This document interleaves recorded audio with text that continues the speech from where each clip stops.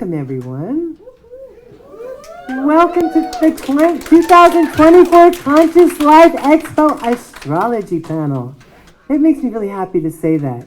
You know, 2020 was the very first, well, it wasn't the very first astrology panel, but it was the very first astrology panel that I got to put together. And I've been trying to do it for a number of years. And there's such resistance. But around that time, I said, we're going into 2020, and it's going to be a game changer. We need astrologers. And so ever since then, it's been growing. And this weekend, we have this fabulous panel, and I'm seeing that they left 2 extra chairs here. I could think of a couple of people I would have put in there had I thought about it. But you know what? I love having these 6 astrologers because there's so much going on right now that we're in the midst of, that we're moving through, and that we have potential about. And so we're really going to touch on that during this couple of hours that we have together. And we'll let you ask questions about, last half hour or so if you have some questions. So hold on to them for people. But let me introduce you to people here. I never actually say what I think I'm going to say. I'm going to just da-da-da-da-da-da. Astrology, well, the thing I love about astrology, really for me personally, well, I am going to tell you. I'm going to tell you what I thought about telling you. Okay, let's see. Well, there's no denying we're in the midst of huge changes, right? Everybody agree with that one? Yes. Changes that have shifted the course of humanity in the past and promise, as we look to the near future, mega changes. And in fact, that's what's happening today at this period of time on the planet. And we all saw that with COVID, right? Who expected the whole planet to shut down? Now, we knew something was going to happen. We were here in February 2020. Anybody in the audience here in 2020? Yeah. All right. Thank you very much. So we began talking about what was coming. David was very specific about that. And this group of panelists, many have been here before. So I'm happy to reintroduce them to you, and it's going to be a great day. Okay, so this weekend we're witnessing it, right? We're seeing star seeds. We're seeing about disclosure. We're seeing ancient civilizations, modern day interplanetary hybrid people, AI, the personal and collective empowerment. There is a shift happening, and we, the people, are all feeling it. Now, one of the things I love about astrology is that it shows our interconnectivity, right? People who really aren't into astrology don't understand it. They're kind of like, just what's going on? But when you're into astrology, there's a sense there of, well, sometimes it's just very outrageous, but I know for myself this year, something this year made me shift my perspective and have such hope for humanity. Things that are coming this year, right? Exactly. Thank you. Yes. Thankful to all of us. Anyway, so on this panel, we have in 2020, Kaylin was here. David was here. Okay. All right. Kaylin and David were here in 2020. And then 2021, we were online because nobody could meet. So we had Kaylin and David and, we had Raquel in September 2021 when we were desperate to come back together again. Was anybody here in 2021, the September event? It wasn't quite as big, but it was really, people were so happy to be together. And Rachel Lang was part of that. Astrology was a little bit different. It wasn't really a panel. It was a little different format. Last year, a couple of years ago, Rick Levine came on board. And we've had Rick now is this your 3rd year, Rick? Yeah, Rick. How exciting, right? And last year, Raquel Spring came on board. So this is her second year. And so our brand new Conscious Life Expo Astrology panel astrologist, Gemini Brett. Now, everyone here has diverse opinions, diverse perspectives on things, which is why I love doing astrology panels. I'm Shima Moore, by the way. I'm a co-founder, thank you, co-founder of Conscious Life Expo and your astrology curator. I love bringing information from various astrologers because I believe that everybody has such wonderful things to share, but nobody has all of it. So I think the pieces of the puzzle really help to come together, and you'll hear somebody say something and that will click, and somebody else say something and that'll click, and that's really the whole thing here. So on my right, David Lawrence Palmer, the Leo King, founder of High Vibe TV. It's the largest video horoscope media network and app and spiritual dance music. Anybody enjoy his music? I love it. I love his music.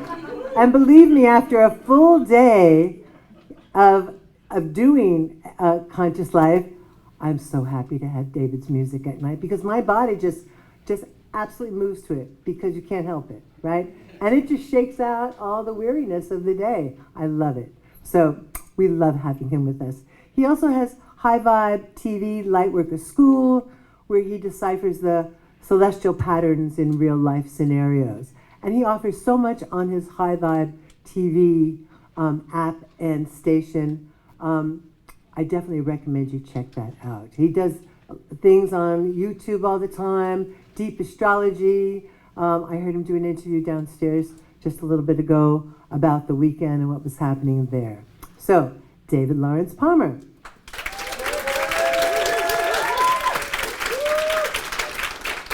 And on my far right, Master Astrologer Rick Levine.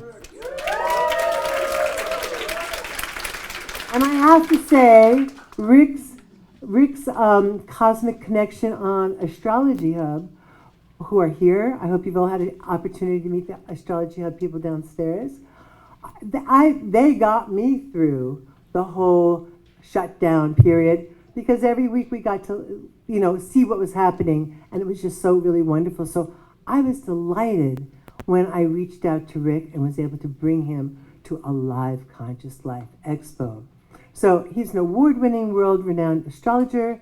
He's a founder of Kepler College and co-authored 8 editions of Barnes & Noble Annual Your Astrology Guide, and so much more. Everyone, I could talk about them for days, each one of them. Gemini Brett, I'm going to go to you. Renowned astrologer, shamanic storyteller. His School of Earth Astrology presents a path for embodying the astrological mysteries from the ground up. He helps you realign with the magic of the living sky. And I love his slides and his way of presenting what is some of the complicated stuff about the astronomy. Gemini Brett, thank you and welcome. And so Rick, David, Gemini Brett are all going to be speaking at our post-conference tomorrow. So be sure and check our schedule for that. In the center on my right, Kaylin Castell is an alchemical astrologer, co-founder of Venus Alchemy, My Star Alchemy, and Shamanic Astrology Mystery School. Her visionary understanding is that we inform the mysteries as much as they inform us. And I have been sitting with that for a long time, and it just kind of like the other day, I really got that. So thank you so much for that, Kaylin. And Kaylin and I did a conversation, an astrological conversation on Friday that they'll have DVDs for downstairs. Rachel Lang on my far left, professional astrologer, psychic medium, and author who holds a master's degree from in theology from Loyola Marymount University, just down the road a bit. And she was just elected to City Council. City Council, all right? Good timing to get some enlightenment in our political system.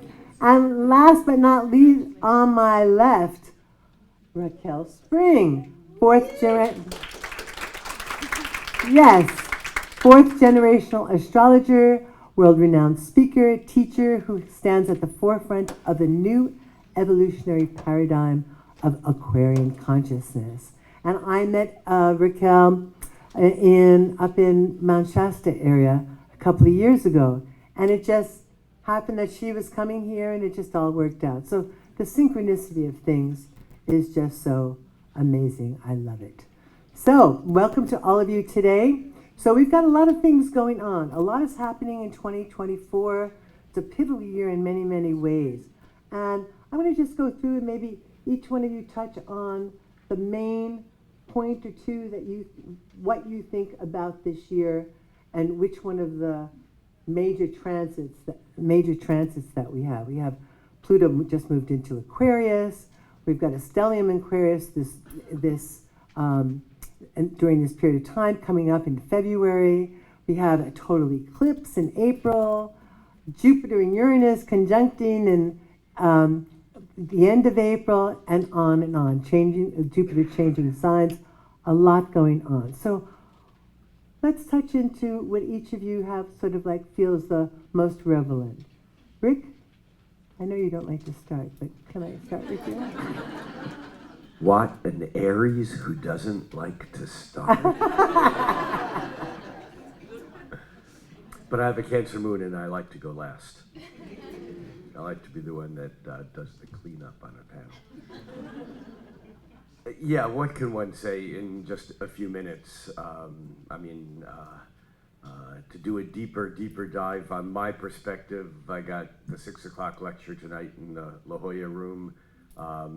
That's going to be more about how astrology has changed rather than the actual year ahead. And then tomorrow at the post-conference, really digging into the details of how we can work through this time. But I think that all of us on this table will agree that 2024 is a bit of a sleeper year, because when you look at it on paper, there's not as much going on as what actually is going on. I mean, there's no outer planet transits. When I say outer planet, I mean Saturn to Uranus to Neptune to Pluto, that are significant, and yet this is really the breakaway year from March of 2020, which never seemed to end. And so what happens here during this year, with all the planets going direct at the beginning of the year, it's like we finally get forward movement. And then with Pluto moving into Aquarius, which I know a lot of people are going to talk about more specifically, the real thing is that Pluto into Aquarius is just a harbinger for Saturn catching up to Pluto, Saturn catching up to Neptune, and those both moving into Aries, with Uranus moving into Gemini. And it's very unusual. I look back quite a ways to see a time when Saturn, Uranus, Neptune, and Pluto all change signs within a few years.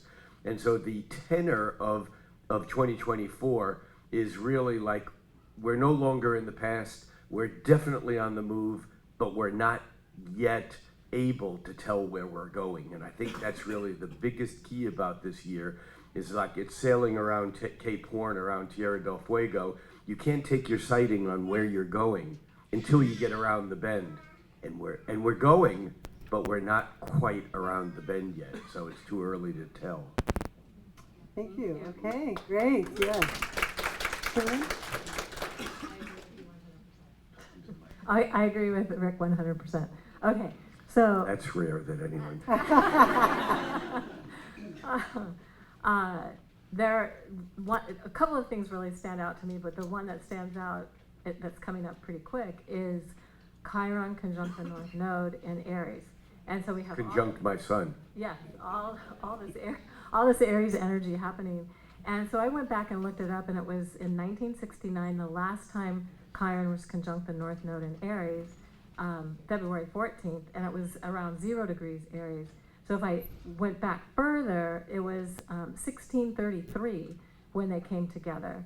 And what was interesting about that time is it's when Galileo was put before the legal justice system of the day, I guess, and because he had the audacity to say that the Earth went around the sun, not the other way around, and he wound up being convicted, and they were going to put him in prison, and he recanted his position on that. So I'm like, here's Chiron. If we think of Chiron as the shamanic healer, what is it that we're healing? What are the wounds of injustice that have been with us for such a long time? And back in 1633, it was February 20th, and now it's February 19th. And they were also at very close same degrees, because this one's almost 17 degrees, and that one was like almost 19 degrees all those years, 391 years ago. So there's a lot going on with all of that, and I feel like it's definitely worth our time and attention to look at how are we moving forward, healing the wounds of the past so that they aren't keeping us from going forward in the best way possible. Although Galileo was put under house arrest, and although he did recant, under his breath he said, but it does move. True. Before we go on, how many of you are familiar with your birth sign? Oh, good. Okay, so we have a pretty educated group here. All right, I didn't, because let's face it, there's a lot of jargon that tends to happen in astrology, and if you're just beginning, just have patience. It'll start to come together for you. All these, in this degree, conjuncting this, and all of this stuff. It will come together, and you'll get to ask questions at the end if you like. Okay, thank you. David. Well, when I was on this panel in 2020, I said it was an anomaly year. It's no irony tonight, or today, is the Super Bowl in Vegas, and 2024 feels like Vegas, but with the wah, wah, wah, when you leave the casino, and you're all excited to get into it, and then you were leaving kind of like, oh, it's not fully going the way we want, because as Rick was saying, like, it really is one of those years when you look at the chart, there's a lot of emphasis, I think, about Pluto ingressing into Aquarius, because it did last year. And now here it is again, and then it's going to come back into Capricorn, and I'm looking at, there's a lot that has to come to a conflict with Mars that's going to retrograde in Leo at the end of this year, and we're going to see just tomorrow Mars and Pluto conjunct for the first time in Aquarius in our life. We just saw Mercury Pluto the day that King Charles III came out and like, oh, he's got Cancer. So obviously there's some weird stuff that's going on, and we're all going through transits we've never been before. And that's something we've been doing for the last 4 years very heavily, like really connected to history, connected to the most potent times, but they're all time wave zero into this time. And so the frustration of Saturn and Neptune and Pisces, they're not going to meet in Pisces. It's sloppy. So everybody needs to realize last year, 2023, was retrograde city. Every planet retrograded. This year, well, we're lucky we don't have Venus to retrograde. But the hard part with Saturn, Neptune, and Pisces, and this Pluto Aquarius, it feels like we're going forward, but there's so much that's just like a room that's getting sloppier, a room that's getting more tired, and we can't give up. We're going to have to learn to really help each other through this year. And Jupiter and Uranus is in Taurus. To me, it's like we have so many different values as a culture, as people, and how are we going to find a way for those things to get together? And a lot of that takes within your own self, about that's what Taurus is about, knowing that self-worth within, knowing your skill sets, and you can't push those things off anymore. But at the same time, we have to have that compassion of like, hey, I know you're great at this, but you also probably got stacked up this and this and this. So the stacking up right now that's happening to everybody in their lives and this collective around the world and in every country and in every society and every culture it's a lot. So there's a breaking point, and 2024 feels like the cracks becoming, oh my gosh, but as Rick was saying too, like to me, it's 2025 and 2026 is those cracks that we're going to see break. And so this is a year to not get too overhyped that you're going to win the lottery in Las Vegas energetically and get really upset because it doesn't happen exactly that way. Although there's beautiful things that are going to happen, but I think we're all tired and we're getting a little bit of breaks here and there, but we have to remember that after Jupiter Uranus in April and after this total solar eclipse on top of Chiron, the rest of this year kind of goes back to that. And so we got to use this time, these next couple of months, the best that we can, because that Mars retrograde that's going to be in Leo, we'll probably talk more about that later, that ingresses back into Cancer, and that's all going to be while we're seeing Pluto that will be, of course, ingress back into Capricorn retrograde, and then it's going to come back into Aquarius. We're going to come into 2025 with a Mars in Leo that'll be direct to oppose Pluto to start 2025. And if you've seen how many events have happened at 0 Aquarius, just even tomorrow, Mars, Pluto for the first time in our lives, 0 Aquarius, Jupiter, Saturn. There's so much connected to this 0 Aquarius pattern that's been going on, and it continues even with the retrograde of Mars, which this one's going to have we've been going through, the last two were pretty good. 2020 was awesome in Aries, and even in 2022 into 3 with this Mars and Gemini retrograde was pretty cool. We hadn't seen it for almost 70 years since Mars had gone through Gemini completely.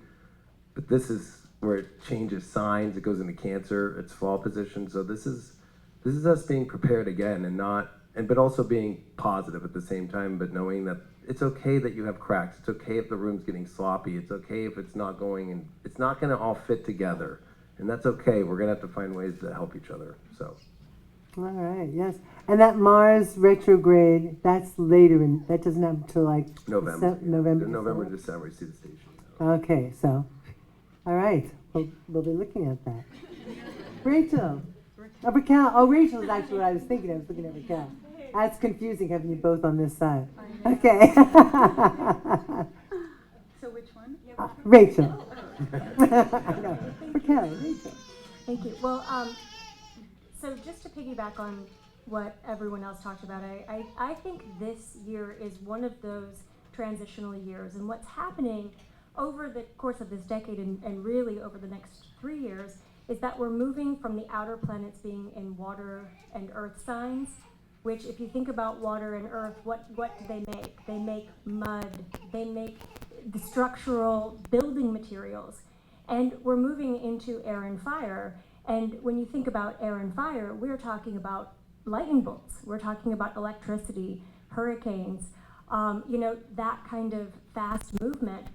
And, I think the move to Pluto in an air sign, and then Uranus is going to be entering Gemini in 2025, 2026.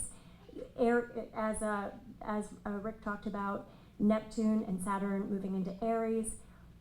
This year is pivotal in terms of how we are focusing our thoughts. We are really moving into, to use one of those new age terms, into a 5th dimensional reality, where we are setting our vision. Aquarius is visioning, it's expanding our mind. When you look historically at what happens when Pluto's in Aquarius, it's like mind-blowing inventions and innovations and discoveries, and that's what we're moving into. But we have to be using our mind right now, gathering and visioning circles, doing it in our own vision and spiritual practices and meditations to be setting the path for where we're going as a culture, because I think it could go in the direction of the North Node in Aries this year is really setting a tone for where we could be going. And Aries relates to protecting our boundaries, it relates to war, conflict. And if you look historically at times when Pluto has been in Aquarius, you really see this theme of the difference between colonization and building communities and building coalitions. And so there is this polarity that exists within the sign of Aquarius that we're seeing play out right now. So I do think the North Node in Aries is one of those significant transits this year. And I think the eclipses, especially that April 8th eclipse, which is going right over the United States, we are in the path. We're on the precipice of the U.S. Pluto return, and it's really interesting in this country how the election, our presidential election, takes place when Pluto is moving back into Capricorn, and the inauguration takes place when Pluto's in Aquarius. So we're fully in that new cycle, and so I think there's going to be some kind of curveball that shows us that we cannot enter into the future, into this air economy, this air phase, with the same mindset and the same structural foundations that we've been living in for the last 248 years. So the one transit, and I'll summarize, I think the one transit that really leads us into this visioning is the Jupiter-Uranus transit at 21 to 22 Taurus, and that's happening on April 20th. And I think this is, to David's point, this is the I'm going to win the lottery transit. I actually did a really significant research study on lottery winners and jackpot winners, and Jupiter and Uranus are usually in the mix in those charts. And so I think that this can fill us with a sense of hope for what's possible, but we have to follow that hope and that vision with real dedicated action and practical steps. And so those are some of my thoughts about this year. Thank you very much. That was great. And I feel like every sentence I want to follow that. Hope. So, it said that Jupiter put hope in the bottom of Pandora's box. Yeah? Underneath all the scary stuff. And that tells you a little something about the incarnational experience. And maybe something about what's coming up. So I agree with Rachel that a curveball. But if you've played some baseball, you don't have to swing at every curveball. Sometimes they're just trash, and they're trying to get you to swing at nonsense. And you might see a little bit of that, and I appreciate watching we the people not swing at all the bad balls anymore. There's a lot of that happening. So Rachel mentioned, for example, the polarity, and importantly, the polarity with Aquarius is Leo, right? They're two sides of one thing. That one thing could be described as love. But it can be described in many ways. And I think a beautiful welcoming for Pluto and Aquarius is power to the people. But typically power to the people will be the response to the powerful trying to control the people. Yeah. And so keeping our eyes on that. Rachel mentioned that the eclipse coming on April 8th, the Aries total solar eclipse, will be seen here in the United States. You'll remember we had one in Leo in 2017 in August. But just the last eclipse, solar eclipse in October of 2023 was also visible here in the States. It was an annular eclipse, a ring of fire eclipse, the moon a little too far from Earth to occult the entire sun disk. And that eclipse path and the one coming up literally make an X on Texas. So Aries, which can be conflict and can be war, but it can also be initiation, imperative, breaking away from, individuation. I mean, I think you'll see some of those themes playing out in the world stage, yeah. The question is, how can they play out inside?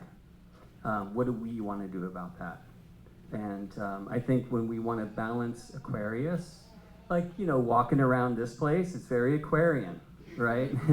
And I'm sure many of you are sensitives, and it can be a lot, right? With so many consciousness and more spirit guides than most beings carry around with them.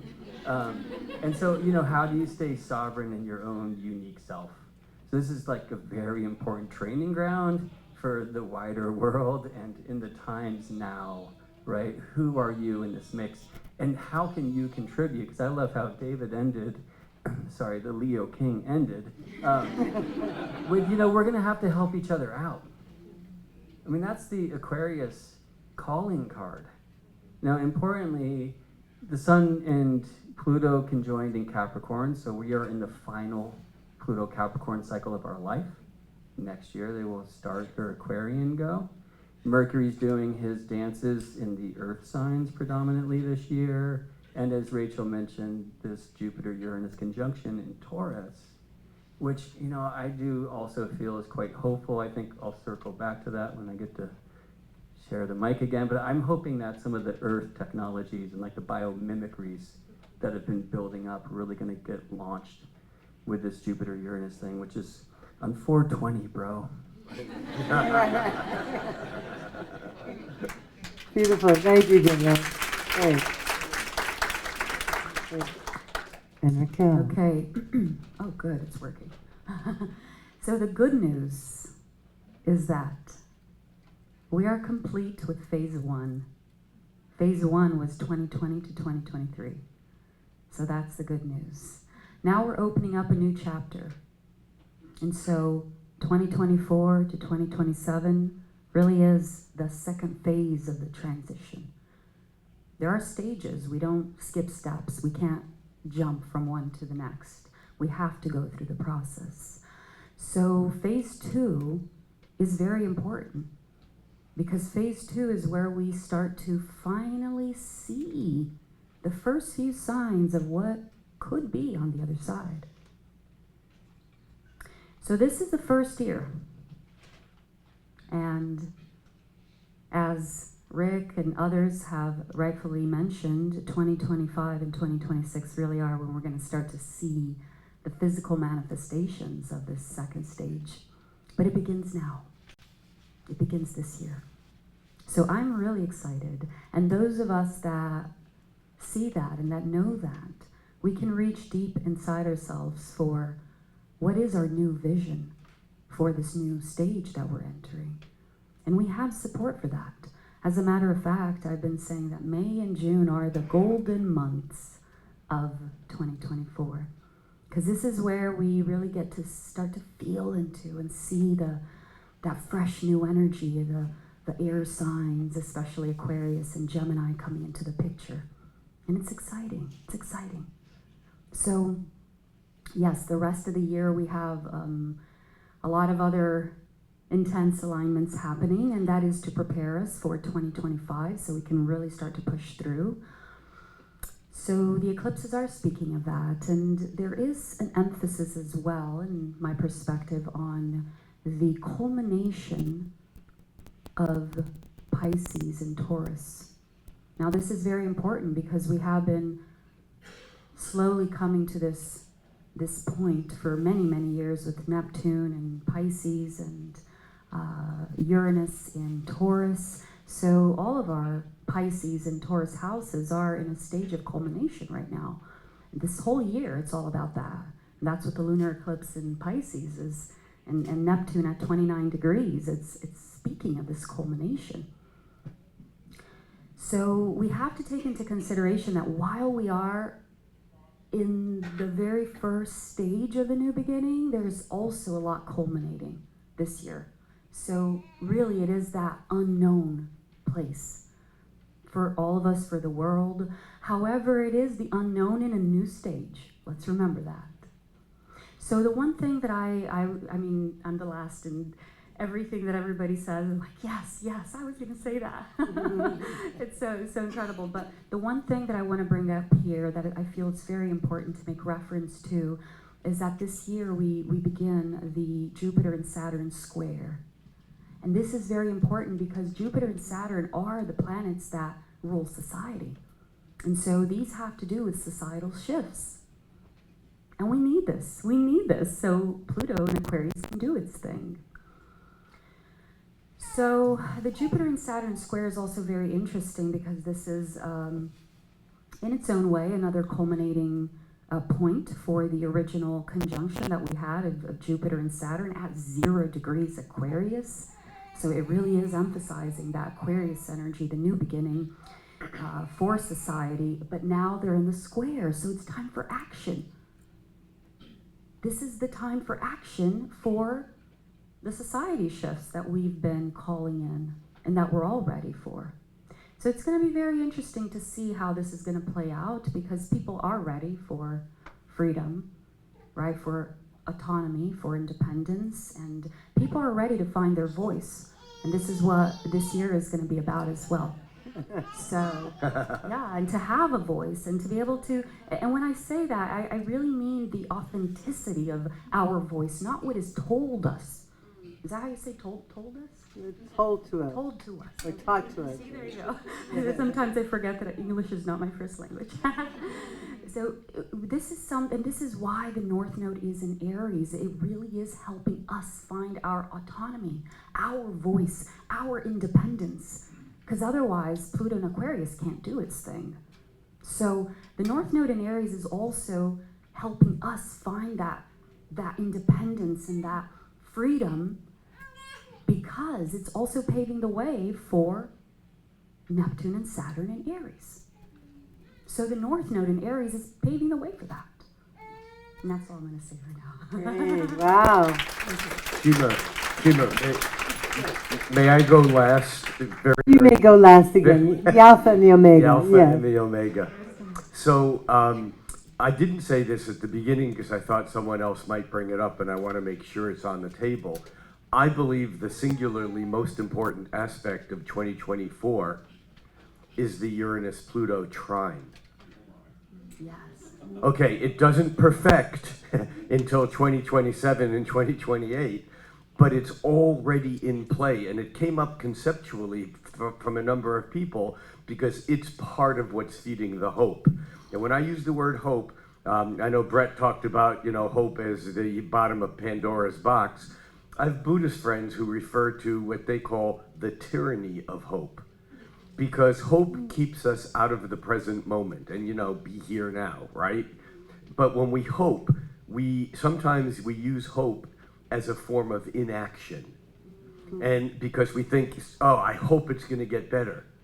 And so there's something about this Uranus-Pluto trine. Remember, what's going on now, I'll talk a lot more about this on my post-conference, but the Uranus-Pluto trine is actually the smooth movement between those things that were seeded in the 1960s at the Uranus-Pluto conjunction that came back through conflict in the 2010s at the Uranus-Pluto square. And this is something that I think is going to be very profound, and it's sitting quietly behind everything right now, but they're already, kind of within a orb already. But it's not going to be until Uranus moves into Gemini that it's going to explode. And I think that in some ways, where if you melt copper, which is malleable and doesn't hold its shape, it's not functional for war. It's Venus, copper. And if you melt copper with tin, which is Jupiter, related to Jupiter, it's brittle, it's not very functional by itself. But if you melt the two of them together, and then when they harden, they create the alloy of bronze, which created an age. It's strength. It has power and strength. And I think what's going to happen is that the alloy is beginning to cool, and by the time we reach that trine period of 20, even 26, but 26, 27, 28, it's like whatever we are doing or not doing now is going to solidify, and there's not everyone's going to be happy. Matter of fact, everyone's going to be not happy about something, because there's so many issues that are bifurcating us that we're going to find that there's less room for conflict and discussion, and yet I really think things are going to solidify. Enough, I can go on about that, but I just wanted to put that on the table. Great. So when you're saying trine, it's because... Trines are a flow of energy. It's like superconductivity. It's like flow, and flow sounds great, but without conflict, without interaction, there's no progression. And so in a way, trines can be very problematic from a standpoint of development. And so when you look at a chart and you have a trine, well, that's great because the energy just flows. But if the energy between innovation and revolution and shock and awe of an electrical, sudden change of Uranus and the deepest transformations, if that energy is flowing rather than in dynamic conflict, there's not a lot of room for arguing with what's happening. So I think things are going to solidify gradually as we move through this decade. Wow, yeah. So, yes. So, several of you have spoken about, 25, 26, 27, and let's just explain that a little bit more of why we're talking about those years instead of this year, instead of 20. I think it's been said, this year is a transition point. It's Right, got- but what is happening in those years Yeah, to make and it? I am going to add that the outer planets are changing signs, and nothing can really happen until we wrap up the old, right? So Pisces, that culminating point, Pisces and Taurus, we are going to see a lot of events personally and globally as well culminating. And so after they enter the new signs, it might not even be in the first or second year because they take a while to warm up. But we need to wait for the new energies to come in astrologically for us to be in that new field. It's kind of fascinating that the nodes are going back into Pisces, and Saturn and Jupiter, and then Saturn and Neptune are going into Aries. So what do you think about that? I mean, what is that all about? Our evolution and our... That's what they're going to be all meeting up at the end of Pisces. Yeah. At the out of 24. That's what, if you start looking at it, I think there's a bitter pill to swallow for every single soul here. Like, even if we're talking about whether it's politically or in your own life, we're looking in the biggest mirror as a society, as a culture, as our individuality. And we got to bite these, as it was said, like, stop swinging at these crazy curveballs that we all have fallen to. We all have to look in the mirror and be like, we all swing. Anybody who's in here being like, I didn't swing at a crazy curveball, like, no, you did.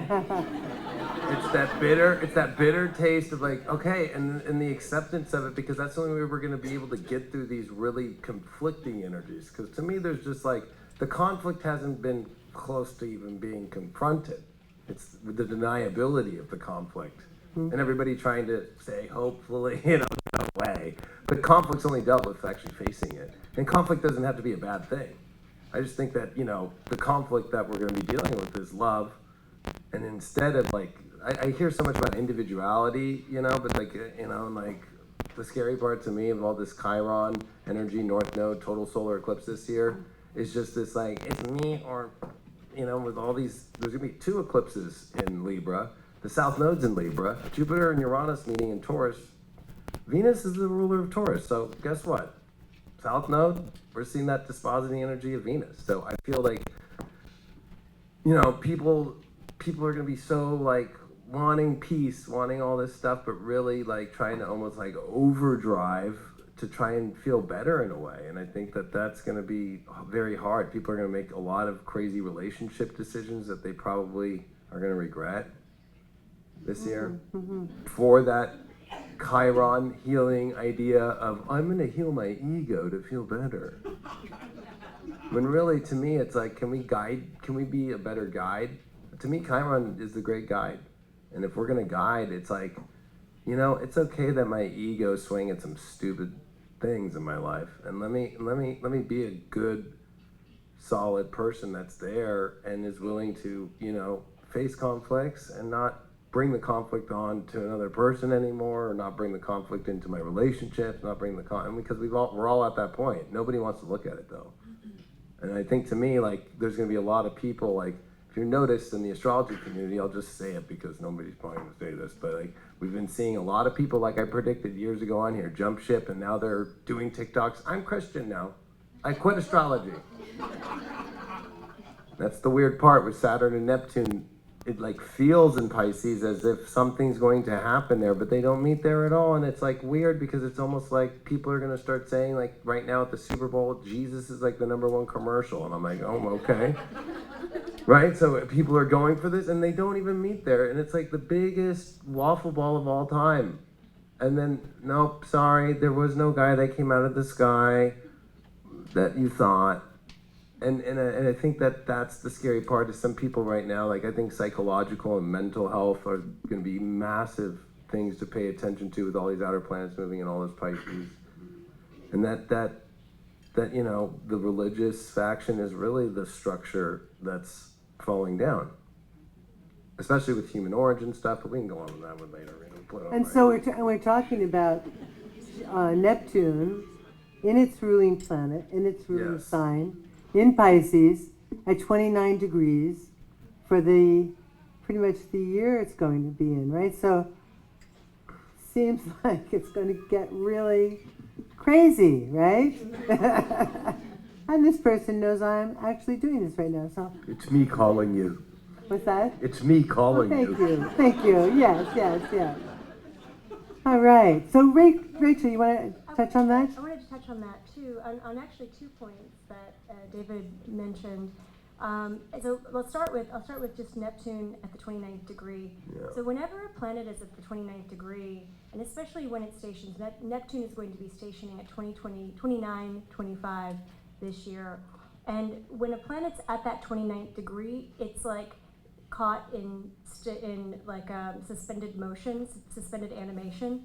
It's not going forward, it's not going back, and it's literally going to be there. One thing, and so I think that those themes that you were just talking about with religion and really what is spirituality and how are we all connected, and I think that is going to be something that is that is really up for us in the way that we can see the ways that religion, so to bring in that analogy of the cracks in the pavement, we're going to be able to see how religion has actually been one of the instigators of creating the fractures in society and in our social structures. Mentioning Pluto in Capricorn has really brought some of that to the surface with the the abuse scandals and horrific experience, that whole thing in the Catholic Church. I'm trying to say it in a way that doesn't trigger anybody, and in other religious sectors as well. And so I think that's something that's going to be really prevalent. The other thing too is that Pisces is the sign of. I think of it as the sign of the Buddhist concept of non-attachment and that mystical experience where we see that we're one. And one thing that when we tie in that concept with this whole conversation about individual freedom and freedom in general, I think a lot of people talk about freedom and peace from a perspective of privilege. And what Pluto in Aquarius is offering us is this opportunity to really understand what freedom is, and to see that my own individual freedom and my own rights and my own autonomy, that there's energetically, it's not pure if I have those rights and those privileges at the expense of other people. And so I think Neptune in Pisces and then Saturn in Pisces is really helping us to pick that apart and to think about this framework of all the frameworks of our social structures in a way that really asks us to take a hard look and not just take what we have for granted. Great. Gemini? I got to resurface after that one. Coming back up. And actually, I also can't get past Rick's alchemy description before of tin and copper. And I was like, where in the heavens is this coming from? But I realized Jupiter, tin, Venus' sign, Taurus, so Jupiter and Taurus, right? And actually, Venus and Jupiter will meet in late May there in Taurus, just before Jupiter follows Venus over the wall into that Gemini sign. So whenever I hear bronze, I remember that I have to own a very old saxophone because they used all the good bronze on weapons of war. And so here's Is your the question. saxophone bronze or brass? Because with brass they use a zinc instead of tin. My bad, it is brass. But let's just keep let's keep the Jupiter in there anyway. This is why you don't sit up here with Rick. He knows everything. But I still pose the question to you: will it be bombs or saxophones? So let's make art. It's still copper. It's still copper, and that's what's important, though. There's for me, I've really been invoking the need for like human creativity in art, and how I'm seeing in some of the stress of this time that very clearly pronounced in the chart. So Venus is currently in a Leo Gemini cycle. It's a very playful, creative signs.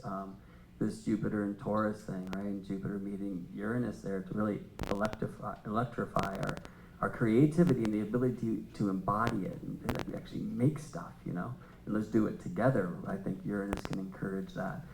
Raquel mentioned the coming Jupiter-Saturn squares is a very important kind of sprouting of the seed that happened at December solstice 2020 when Jupiter and Saturn conjoined in Aquarius, right? So what was that thing about? And as Raquel said, there will likely be some tensions, some conflicts. Sprouting ain't easy. You gotta get through the soil, and then it's the winds and the rains, but the wind bends the plant to help it grow strong, we say, But before that time, we're in this midst of Jupiter and Saturn in 3 quintiles, which is an incredibly creative and artistic aspect. So an interesting thing I've been watching is how, though, what's been said about AI for decades, or into my ears anyway, is like, oh yeah, it'll be able to do this and that, but it can never write a poem, right? It could never paint.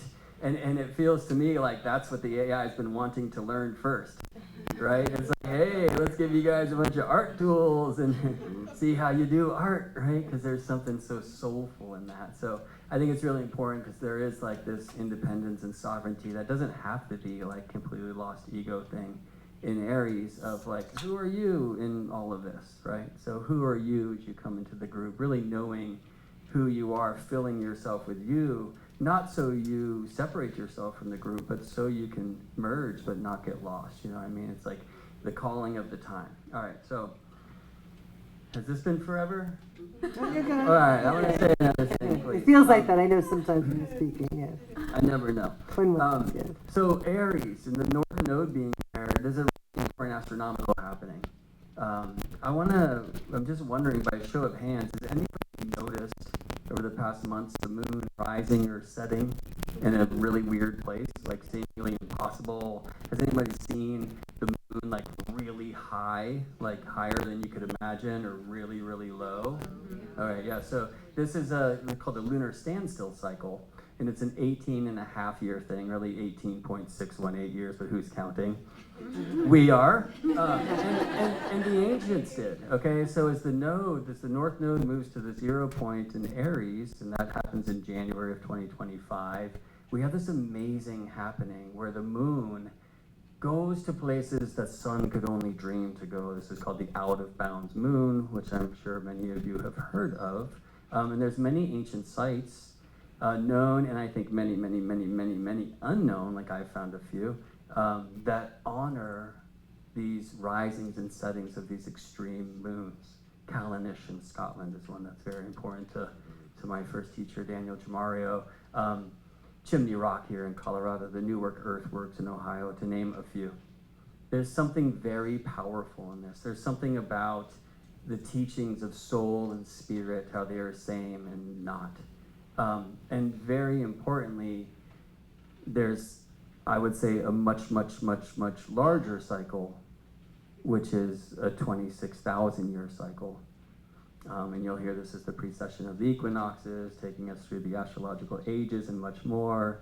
But very importantly, we are in a time now where the pole of Earth, the north and south poles of Earth, are pointing to the Milky Way. They won't do it like this again for 26,000 years. Santa's place, the North Pole is leaning towards Orion's club. The South Pole is leaning towards galactic center, where the stinger of the scorpion and the arrow of the archer and the foot of Ophiuchus triangulate this powerful place. Andrew Collins in the talk yesterday was saying that Rupert Sheldrake said that this is like the super consciousness of our galaxy, which is amazing, right?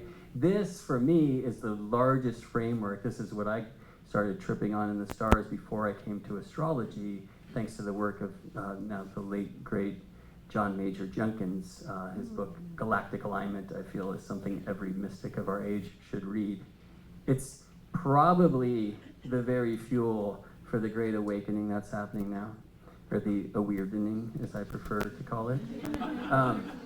And there's two things I'll say about it. So one, what the moon does every 18.6 years, combined with this 26,000 year galactic alignment thing, it arranges for the moon every month this year and next year to pass between Earth and the center of the Milky Way galaxy. Right? And so this will happen in 18 and a half years from now, 18 and a half years from then, probably kind of for like another 500 years, but then it won't happen again for like 25,000 years. If what we know about astronomy now is right, and who knows that we know anything correct, right? But it's a big deal. So I would just want to encourage you to like practice with this, because every month when the moon moves into late Sagittarius or early Capricorn, and I'm talking about the tropical zodiac, Tropic of Capricorn, okay? It's literally between you and galactic center. You won't see the galactic center at that time because some of you live in light pollution like I do, and because the moon will drink a lot of the sky. But it's happening. And so know that the moon, who's like closest to us and speaks to home and speaks to nurturing, is aligned with the heart of our galaxy. And some suggest, and I believe it, that we're not from the Milky Way, but this is the new galaxy. This is our new home. So there's something, I mean, it's hard to describe this in words. All I can say is it's a really big deal. And I encourage you for the late Sagittarius and Capricorn moons this year and all of next year to just go to that moon, to know that behind that moon is the galactic center, like the home of our new home. It's like super consciousness, this kind of great mother energy.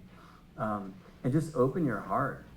And yeah, whatever you want to call it, prayer, intention, etc. And I think for like our whole fam, I mean like all of Earth. So one last thing I want to say is this about Aries, is it's tricky, you know, like we were talking about Pluto and Aquarius, like Pluto's not something you can see with your eyes. And it's hard to like stay alert and awake, you know. I mean, look at in May what the World Health Organization is trying to get through in May. I'm sure many of you are tuned into that, right? And many people are not. So what do you do when you go home for the holidays and you're hanging out with normal folk, right? And I think it's really important to remember it's not the job of the awakening one to shake the sleeper awake. Keep the fire lit so that they can rest peacefully. For if they can awaken at their own pace, they will awaken with the dream intact. Nobody wants to wake up to an alarm clock, but if your eyes are open, keep the fire lit. Great. It's a very important time. Yeah, beautiful, beautiful. Thank you, Dana. Caitlin, did you have something you wanted to add to that? I thought you might. Yeah, I just want to follow up on what Brett was saying, because this lunar standstill time, this year, on the June solstice, we have a full moon in Capricorn. It also begins a true blue moon cycle. So many people think that a blue moon is when you have two full moons in the same month. That's not what a blue moon is. When you have 4 full moons in a season, from a solstice to an equinox or an equinox to a solstice, also that means you'll also have 2 full moons in the same sign. So the June solstice, early Capricorn, and then in July 21st is another full moon around 29 Capricorn. And these are the things that let us know that it's actually a true blue moon, because it only happens about every 3.5 years. And it happens to also be happening that the moon will be out of bounds and at its most extreme, and places that, like what Brett was mentioning in Scotland, this is when the moon is said to be walking the land. So it rises up, it doesn't go very high, it just kind of skims across the horizon before it sets, and there's a standing stone circle they built at least 5,000 years ago, probably longer. That's just what they think it is right now. And they were tracking this lunar standstill. And they were also, the mountain that's in the distance there is the old woman of the Moors. They also called her Kalia, the grandmother, or Sleeping Beauty. And so the moon is traveling along, Sleeping Beauty or the grandmother, and they had a saying that said, when the moon walks the land at the calling of the cuckoo, the shining ones will return, or the great shining ones will return. And so this is the year that that's happening at the solstice. So we have a major event with the sun on the galactic cross at the galactic edge, and then the moon on the galactic cross at the galactic center, that full moon, activating both of those crosses in the sky at the June solstice this year. And it'll be an extreme out of bounds. In fact, I think it's one of the most extreme out of bounds full moons or new moons that we're going to have in this 19-year lunar standstill time. So I'm feeling like it's an opportunity for us to be very aware. The moon's a transmitter. It's transmitting insights, information to us from the galactic center, and also the sun then transmitting from the galactic edge.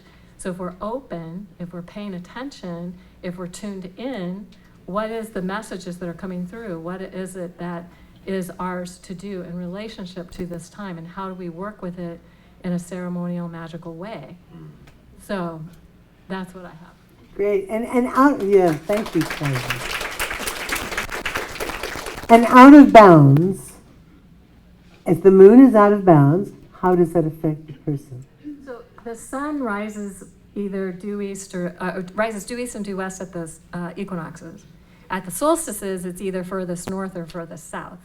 And it can only go 23.5 degrees north or south. The moon can go outside of that. So it's considered to be outside the boundaries of our everyday reality. So we can go and access things that are outside of our more fixed and limited reality. Great. All right. So it's quite a year. I mean, with all these 29 degrees, the anaretic degree, and all these 0 world points, all the endings and beginnings of so many cycles, it's like we chose to come at a really remarkable time. We're the great shining ones. We're returning, we're waking up, we're remembering. That's what it's about. And that means there's no full moon in Cancer this year, right? So that's the trade-off of those dual full moons in Capricorn. So it's not, there's no extra comfiness. But I think it's interesting too that if I look at it from a solar position, we're going to see Jupiter ingress into Gemini this year. We're going to see the squares of Saturn, like Raquel brought up, which I think that's going to be a really intense transit, especially immutable. We were so used to the fixed cycle over these last couple decades. But the Sun and Jupiter will not meet in Gemini at all. It's a miss. They're going to meet in Taurus, then next year in Cancer. And I've been going, okay. Now, Jupiter's detriment, of course, in Gemini, so maybe that's a good thing. But at the same time, because if I look at this Gemini and Sag axis, and we're talking about this galactic axis, and I'm like, well, maybe Jupiter's like, yeah, I'd rather meet, down in Sag, where I'm happy down there. But it's interesting to me to think about this quest of truth, this understanding of truth that we're all looking to find. We already saw the North Node transit of 2020 into 2021 there, and that really didn't go too well when it came to truth. A lot of lies. So it makes me wonder, like, what are we really going to be on a quest for truth if the Sun and Jupiter won't meet there? The last time they met was June 19th, 2013, and it's not going to be until another 12 years past this, into the 2030s. And I'm like, that's why I made the Leo King June 19th, 2013.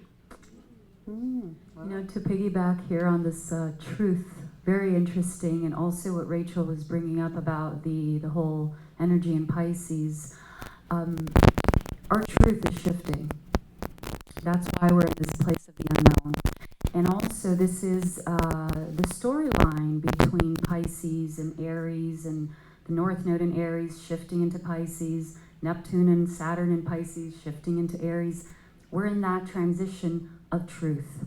So when we're looking at Pisces, which is where Neptune is wrapping up its storyline there, we're really looking at a base here for specifically religion and spirituality.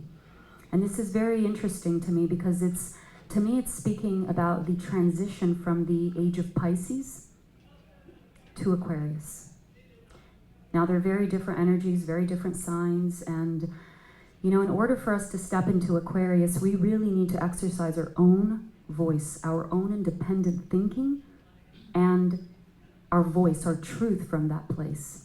So Neptune ending its journey in Pisces, together with Saturn there, I spoke about this last year, is very much about taking off the rose-colored glasses. And this is where we're going to be seeing a shift in religion and spirituality. This is very important because out of religion and spirituality, we create our beliefs, okay? And this is a foundational piece for society. Everything is built upon beliefs. So without this component, we can't step into the new reality. We can't step into the new shifts that are coming. So even your question, Shima, in regard to this interesting transition from, right, part of them are going into Aries and the North Node is moving into Pisces. It's really speaking about the new beginning of spirituality and what that means for us. Because we're seeing now that we don't need anymore a God or, right, a superior, an outside force to show us or to guide us or to tell us. This is really about us owning that truth, owning that power, taking full responsibility for our creations. So we're wrapping up Pisces. This is also the wrapping up of the Piscean age and all the evolution that came along with it for these last 2,000 years. And getting ready to really move into this new stage of Aquarius, that authentic voice. So this is why the North Node is now in Aries, preparing us for that, really giving us that, the vision and the initiative to step into that, so that when it moves back into Pisces, we can then start to recreate our truth, recreate our belief systems, our vision of spirituality and so forth. So it's very beautiful because we get to just relax into the process and relax into the fact that things aren't working anymore the way that they used to. You know, all of our truths are shifting, including mine. So the North Node moving into Pisces next year and so forth is just the beginning of, okay, now what is your spirituality? What is your truth? And of course, at the same time, we see Neptune, who rules Pisces. So Neptune is very key when it comes to our belief systems that are based in spirituality and even religion. And it's moving into Aries. It's going to be a completely new phase for that. Completely new phase for spirituality. And this is where we are going to receive the support to now think for ourselves and find our truth from that place. Great, thank you. Rachel, yes. No, you went. I just love this so much, and I wanted to weave these two topics of conversation together. One being the galactic center, and the other being this understanding of truth. So at the galactic center is a great big black hole, and black holes basically take their gateways, their wormholes to other galaxies. It's theorized. And so if we think about that metaphorically, black holes offer us truth, information, truth with a capital T, that's beyond what we can know with our own limited perspective, or what we can know in our own cultural atmosphere and field. And so I think there's a real opportunity for us to be open to new ways of receiving guidance and to new energies, new spiritual energies that are available to help us and guide us. And so I just wanted to add that in as well. Thank you, yes. Shima, quick comment. Yes. In reference to the age of Aquarius and Pluto moving into Aquarius, and there's a lot of talk about that, and I'm kind of stacking this onto what Raquel just said. I just want to point out that Pluto moving into Aquarius is not the age of Aquarius. They're two very separate and different things, and there's a lot of kind of rounding off of ages being 2,000 years. They're not 2,000 years.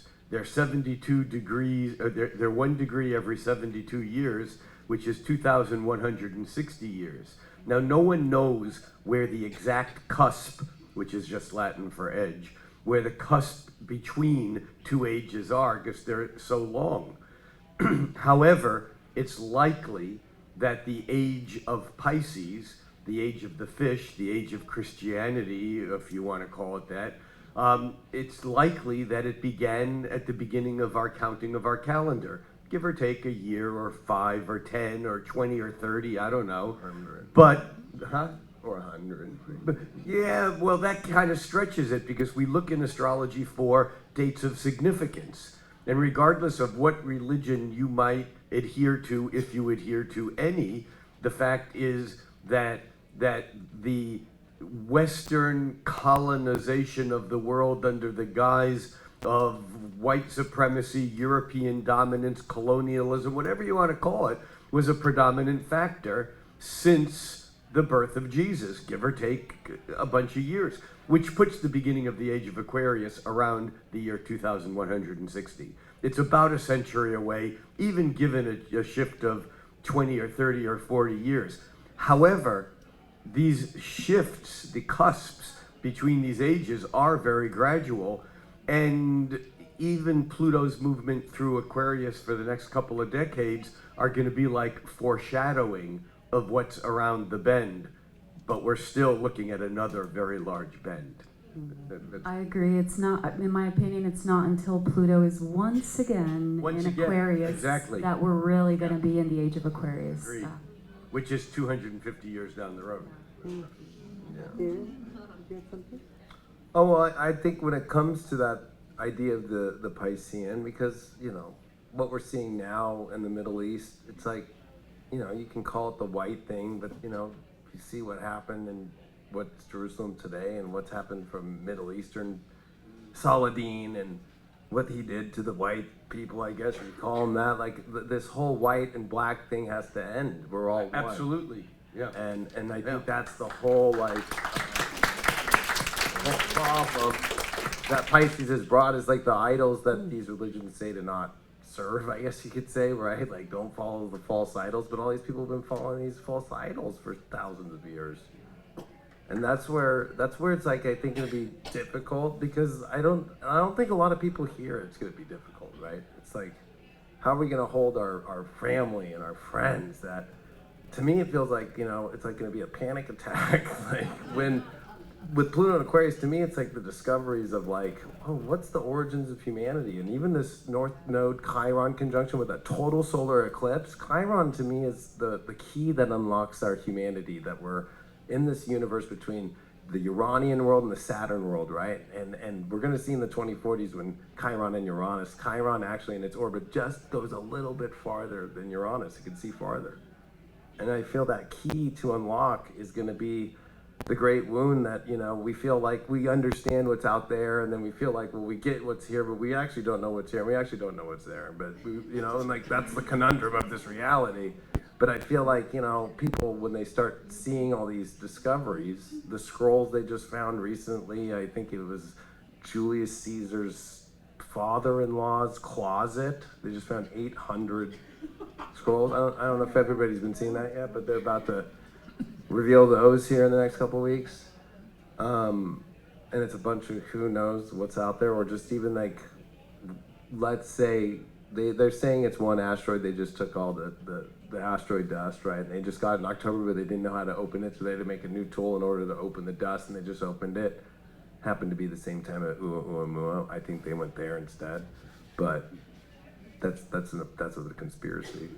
But I feel, how are we gonna hold people as it's like a panic attack, because it's like I was conditioned through so many genealogy lines of my own family, my friends, to believe this, and if I don't, I'm gonna be, you know, not accepted in our wide community of people, and so that's where I think the Aquarian energies, like, honestly, are saving grace in a positive way about we're all different. We all have ways we can be family and come together. you know, and that's going to be our great guide through this. And it's going to be so much lighter, I feel, than the Capricorn. I think we're all going to have our own wake up of like, oh my God, that was heavy. This 16 years has been heavy. And it, you know, and that goes really deep. And I think that we're all over the systems. David, worse than being excluded by your family, it's eternal damnation. Yeah, that's yeah, and That's a big one. I know, yeah, and hanging out with a guy with some red horns, I guess, that has a fire going, and Exactly. So, I'm wondering, we have all these planets going into Aquarius. I mean, right now I know it's a stellium, so it's not the big thing, but there's Pluto going into Aquarius. And just a lot of the things that I've come across talks about between the technological advances and stuff that we are going to be so shifted. Yeah, it's ET and AI. What is that? The initials. It's ET and AI. Yeah, right. That's it. It's good because it's like, we think as much as we can think with what we know, but when something comes along and shifts us into the next space, and we can't go to that space until we're ready to go to that space, and everything that we're talking about sounds so much like it's such a setup. It's like this huge ending and beginning. It's just really so amazing. But one of the things I was thinking about, for like the baby boomer generation, and a lot, because here at Conscious Life, there's the baby boomers, the millennials. It's really been wonderful how all the generations have come together. I just love it. But I know that for some of, with all these planets in Aquarius means that they're going to be opposing a lot of people with like Pluto say and Leo. Pluto and Leo, But Saturn and Leo. Benjamin Franklin was that. So What's that? Benjamin Franklin was a Pluto Leo, and he was like the only cool one. His own son was a royalist, and was like a loyalist, and was like, "No, Dad, don't do it."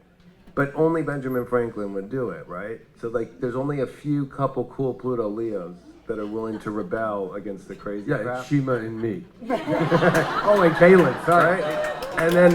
And then all the Pluto Scorpios are about to have their Pluto squares, where like that's what's interesting to me is like we call millennials, but it used to be Gen Y. Okay, they got rid of that. But like I'm a Pluto Libra, right? So it's like what? Like you throw me as a millennial?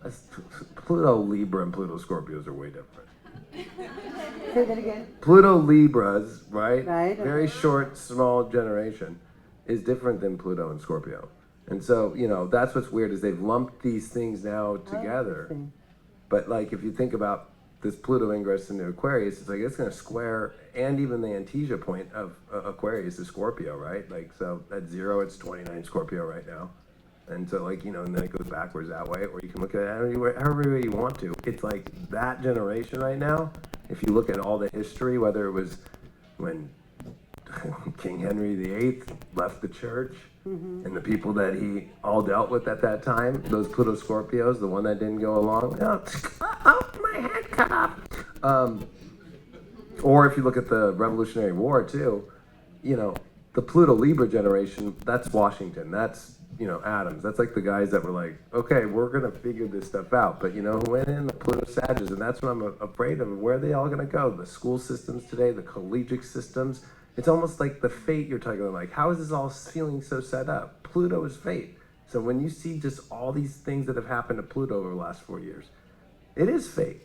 And where are the Pluto Sag generation going to go? And then what's going to happen to the Pluto Leos that aren't willing to be a Benjamin Franklin and still be laughing and having fun out there?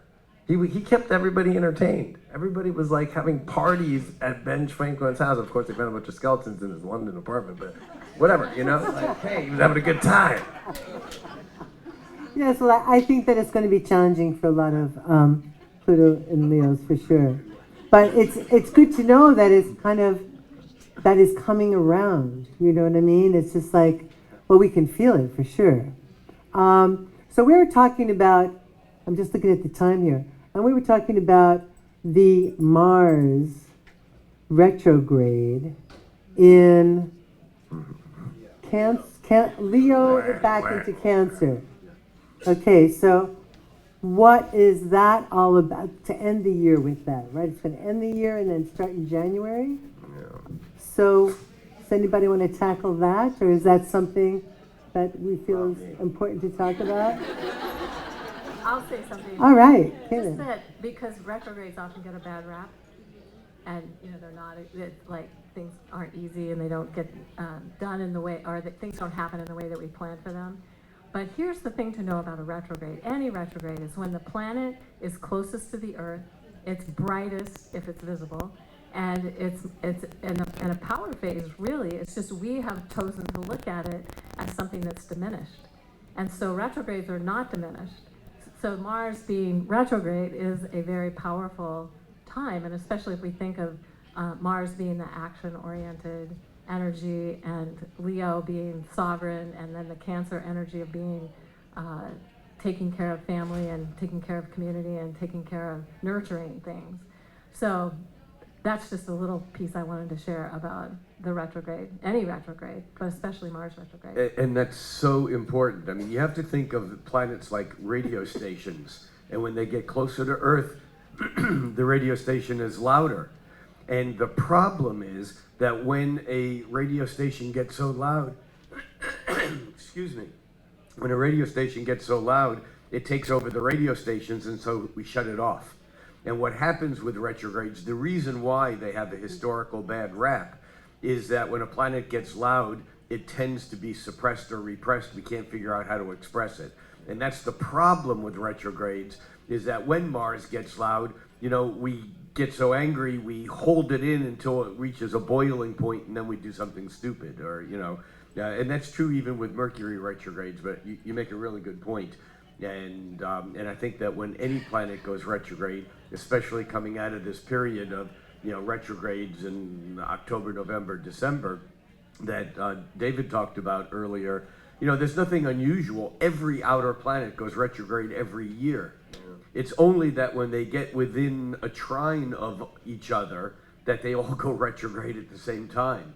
That's unusual. That's what was powerful about those retrogrades. And they were all so loud that culturally civilization became like paralyzed, because how do you integrate all this loud energy? Well, it's easy. You suppress it, or it's repressed. You shut it down, and that's the danger of retrograde. So thank you for saying that. Important. I'm gonna have to get you back about the whole zinc thing. Uh-oh. Because Mars is not retrograde every year. Wait, I didn't say. Wait. No, you said outer planet, but Mars is an exterior planet. Every 700. No, I said trans-Saturnia. I said planets outside of Saturn. All right, anyway, Okay. so let me just say this is an important thing. Like we do have this incredible experience when we watch the planets in our sky that they appear to stop, and then turn around and move backwards for a time, and it is a head shrink, right? Like so. The flat Earth world is trying to deal with this once again and trying to unpack, some of the ancient maths that didn't work. And from this, heliocentric model of the solar system that kind of came into the room earlier when we were speaking Galileo. We understand like why it goes down now, right? And it almost feels like some of the superstition around retrogrades is linked to a time when people like us, once we were called mathematicians, who like to know the answer to the problem, just couldn't figure this one out. Right? It's like, why is it happening? And I don't know. And there's a lot of angst around that. However, as Kaylin, Rick said, like this is Mars close to Earth. An interesting thing, and I'd have to look deeper into this, and maybe some of you could tell me, but I remember, I think it was in 2018, Mars retrograde was in Aquarius, and that was like a particularly bright Mars in our lifetimes. Yeah, so the lunar eclipse on it as well. Yeah, and so like that's a place where Mars and Earth actually get closer, and I would therefore think, and I'd have to look, I think it's actually more like Virgo, but Leo is a place where Mars is further from the sun and further from Earth, and I think that will make this Mars retrograde longer. No, shorter. Either way, Mars is probably the planet that like least like stopping. and going backwards. And like as what was said earlier, that he'll kind of face across the way at this very invisible Pluto, that Mars will be very close to Earth when Pluto is far from Earth. Like there's a really intriguing thing there. And it is an opportunity for an action, right? So I'm such a sky guy, like I like these beings that I can see like Mars and Pluto, right? Like I connect to them through their relationship through the visible planets. And there's something at that time where this Aquarius Pluto thing is really going to get activated and going to come into us. And I don't know if Mars will be helpful in that way. I feel like David probably has a lot to say about that. I want to rewind though to something David said, which is, and it's a really cool thing to have seen, that unlike most years, the sun will not conjoin Jupiter while in the sign of Gemini.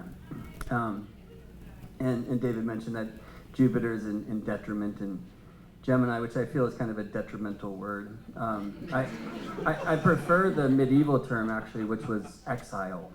Yeah. Because I think we've all experienced that one, you know, of like being a stranger in a strange land. And Gemini is kind of a strange land for Jupiter. And I always think of kind of like the drunken master kung fu style, or like the weird guru, right? Like Uncle Arcturian or whatever, who comes and kind of stirs things up.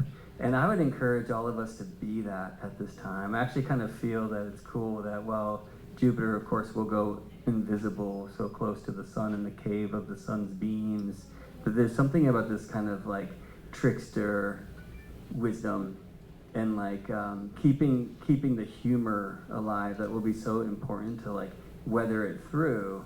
I just say, you know, planets in exile, like Muhammad Ali had Mars in Taurus, the greatest fighter that ever was, right? Bob Marley, Venus in Aries. Galileo, Mercury in Pisces. Isaac Newton, Mercury in Sagittarius, right? It doesn't mean these planets don't work, but they work weird. Like Ali's greatest fight ever was choosing to not Vietnam, right? He was fined, he was jailed, he couldn't fight for 3 years of his prime as a result, right? That was the great fight. And all of these people were like game changers and counterculture. And so Jupiter will encourage that in us. I said earlier, like, you know, don't shake the sleeper. That doesn't mean we shouldn't whisper to them in the depths of their dreams. Strange trickster wisdom. And maybe a little link finds their way you know, to their desk at some point or something. You know, I think there's this opportunity to shape shift, to change it up, and to hopefully like keep the levity. A thing that I've loved about being here at Conscious Life Expo, first of all, just like the energy, the amazing people, seeing like different like I guess I'll say heroes of mine, like throughout different like phases of my awakening process, but also just like alternative new views of how we can use the same thing that's been used against us to make this world better. And there's like, I think that's for me that hope that's so alive this year. There is this untouchable, uncageable force called creativity. And I hope that we will all get stranger and inspire other people through us choosing to be ourselves, to be themselves and make a better world. Yeah.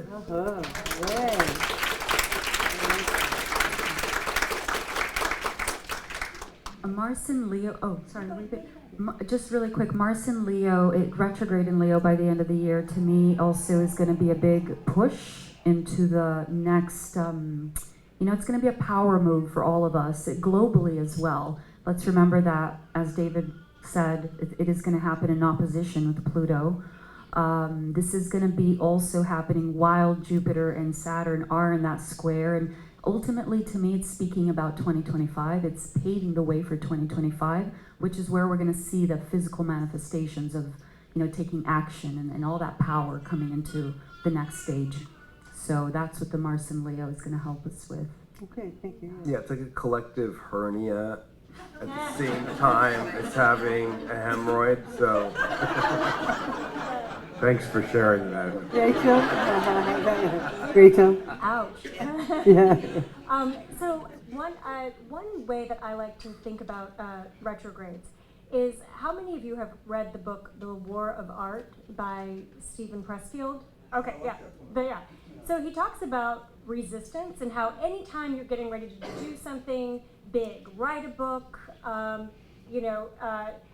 like basically push through your own ceiling of what's comfortable for you, you encounter resistance. And resistance are those, the things that come in as distractions, or those coping mechanisms that we do, like, eating food when you're on a deadline, eating snacks when you're on a deadline, or having to vacuum the whole house when you've got to study for a test. And now that all planets are direct this month and next month, I am noticing that I have no resistance. And sometimes resistance is really helpful because it gives you, it extends the timeline of something that might seem scary or might seem out of reach. And when Mars is retrograde in particular, as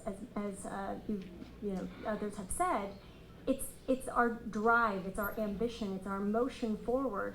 And resistance often comes up. Our forms of resistance, our fear manifestations come up from the shadows during retrograde cycles.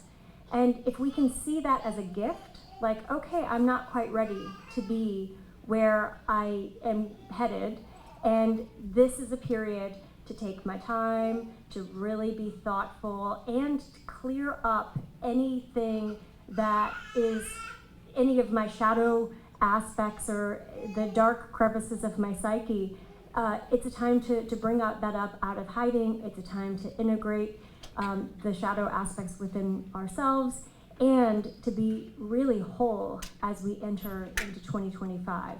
So I think there's a real value in ending the year with that retrograde, personally. Great. And thank you for bringing up that all the planets are direct. Mm-hmm. And they're going to be direct until Mercury goes retrograde? April Fools. All right. Great. So good time, all, right? Whatever. Just in time for the eclipse. There we go. Yes, exactly. So let's see. So we're coming to the half of the hour. Let's see if there are any questions in the audience. Yes, do you want to come up and let's give you a mic, okay? Did Raquel have something that she was going to say? I did. Oh, About what? Oh, I don't know. You look. I thought. I'm not the moderator. Never mind. Never mind. Come on up and I don't have a runner, but would you put? Oh, great! Thank you so much. We're gonna put Somebody. mic there. No, you got one. Great. Yep. Thank you.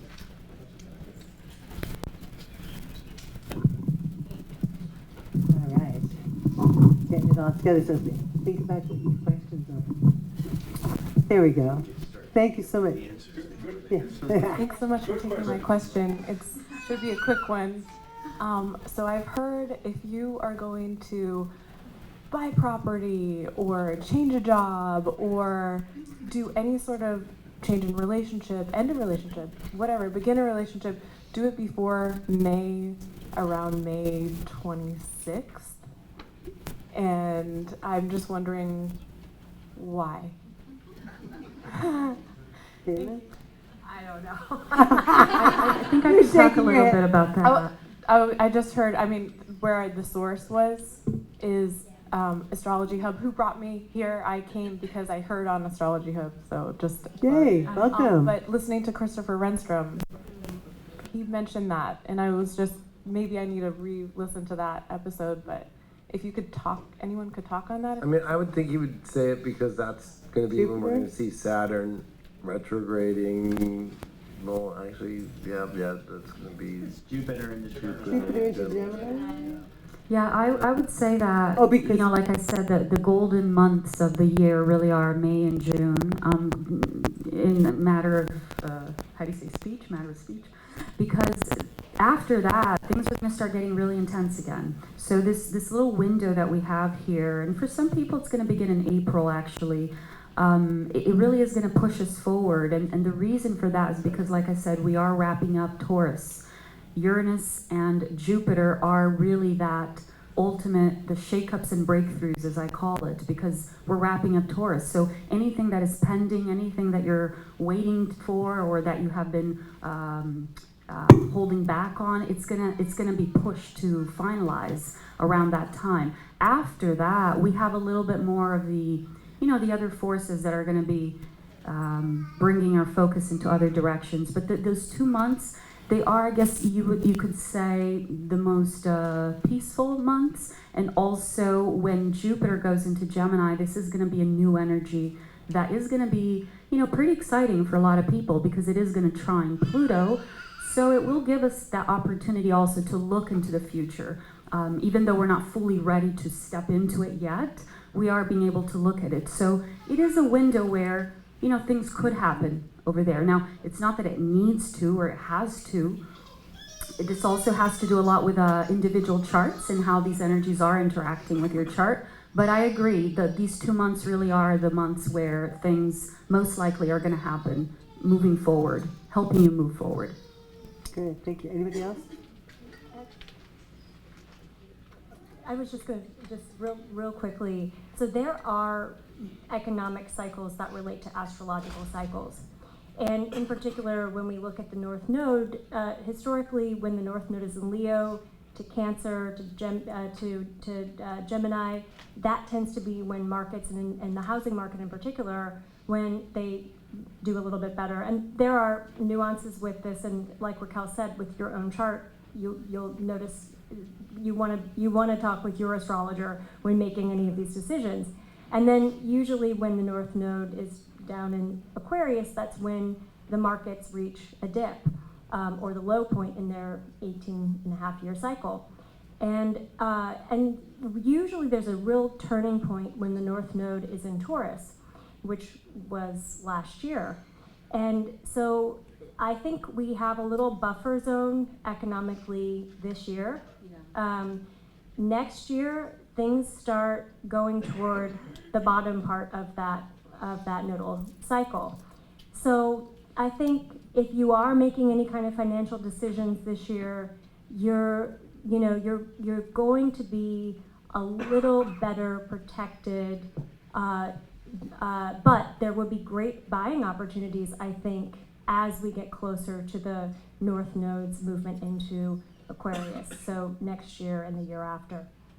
Yeah, I was gonna say that this is not a traditional time. It's usually, when Saturn and Pluto start to retrograde, you just start going, okay, yeah, if I'm making a choice now, I'm stuck with it through a retrograde of the rest of the year. That's really how it is, but this is different because we're going to see Pluto ingress back into Capricorn. So again, there's going to be so many people like, oh my God, Jupiter's coming in. When Jupiter coming into a sign it's a blimp that when it finally then retrogrades, it blows up. And then you have to figure out what happened for 4 months. So I don't look at Jupiter ingress into a new sign as exciting at all. I'm like, this is lesson that's coming in. It's the end of the lesson. But I would say with financial, we have no idea what the whole new financial structures are going to look like. And then with relationships, do you really want to just like throw it all out there at this moment when it's going to be radically conflicting? And there's already Pluto that deals with all the jealousy and the deeper emotions in Aquarius and the weird situations that happen. So you're going to be like so sure, I'm making the best relationship choice of my life. And then, oh wait, they just cheated on me. But I was cheating on the person, that I did that. It's like, oh man, this would be the year to be like your best. I wouldn't be making some crazy moves as far as like the traditional way of doing it.